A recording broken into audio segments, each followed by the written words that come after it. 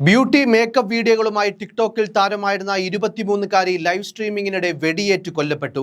Mexico സ്വദേശി വലേറിയ Marquez ആണ് live സ്ട്രീമിംഗിനിടെ അക്രമിയുടെ വെടിയേറ്റ് മരിച്ചത്.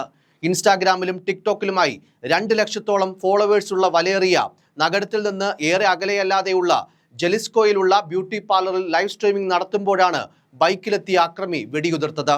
യുവതിക്ക് സമ്മാനപ്പൊതി കൈമാറാനാണെന്ന വ്യാജേനയാണ് ഇയാൾ എത്തിയതും.